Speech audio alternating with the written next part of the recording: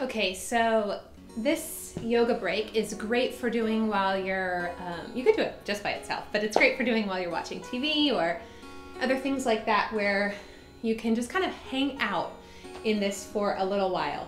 You can use a bolster, a couple of firm blankets folded in half, piled up about this high, or even a couch cushion or a rolled sleeping bag, something like that that can prop you up. This is a psoas release, which is really important for back health, for pelvic floor health, for core health. The psoas muscle is extremely important and it needs to be able to lengthen. And for so much of us who spend all of our time sitting with this position at the hips, it stops being able to yield. So this is a great way to start to release it. It's not about stretching it as much as it is about just letting go of the tension that you chronically hold there. So you're gonna lie with your shoulders and your head on the props that you're using, but your rib cage is hanging off. And when you begin, your rib cage might be pretty high off of the ground, if you can kind of see on the side. The intention as you hang out here for a few minutes, up to, sometimes I do a psoas release for 10 to 15 minutes at a time, but the intention is to go inside and find the ability to just let go of the psoas. And as you do that, as you release the psoas, the ribs will start to come down closer to the floor. It's not about pushing or pulling them down. It's just about softening whatever is holding them up here, about releasing that. I have my arm up just so you can see on the side what's happening, but you can let your arms rest down at the side. And I'm gonna lift my arm up again so you can see. So the ribs are dropping down. When you first start, you probably want to start with your legs bent. But over time, after you've done it a few times or after your psoas begins to be able to yield in this position, you can then experiment with doing it with your legs lengthened out. Arms are just relaxing to the side, head and shoulders supported by the props, just letting your rib cage melt down toward the floor. After you get really comfortable with doing it this way, you can add a little bit more intensity by crossing the ankles. And it doesn't matter which foot you cross in front first, but you can do whatever is your natural way first. We'll do both crosses. Or as you're hanging out there, you'll want to do both crosses of the ankles.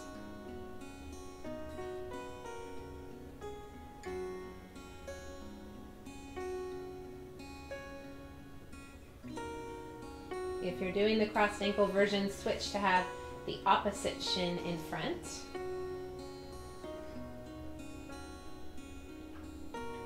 Ribs are just dropping down. Can you go inside and find the motor program that is telling you to contract and to tighten the psoas, and just allow it to release, to let go.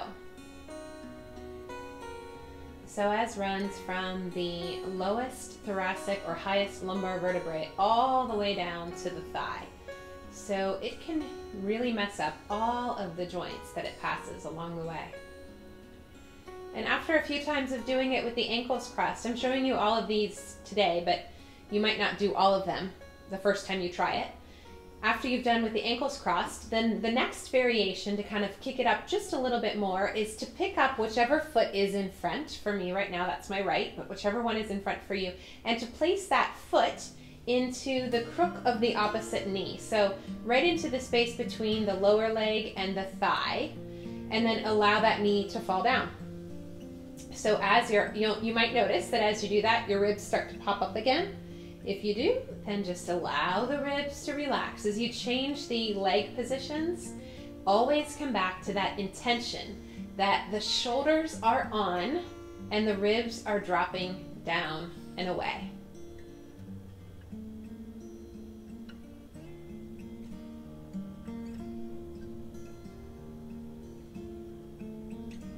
And as always, we want to do both sides. So just pay attention right now which leg is on top. If your right leg is on top, then you're going to move to your left leg on top and vice versa.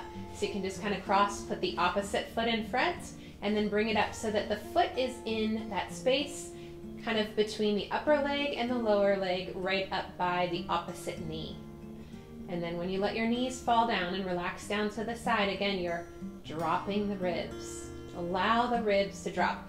Don't push them down or force them down, but can you find the muscles that are tight, that are holding them up, and just let go.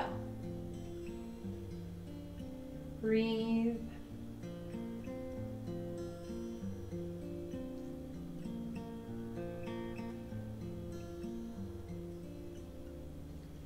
As you linger in a pose like this for a little while, you might notice a couple layers of release. Maybe after you're there for 2 minutes, you feel a yield start to come and a softening and a lengthening. Don't just pop out of it right when you feel that first release. Stay for a little bit longer. You can oftentimes feel a second and even a third release.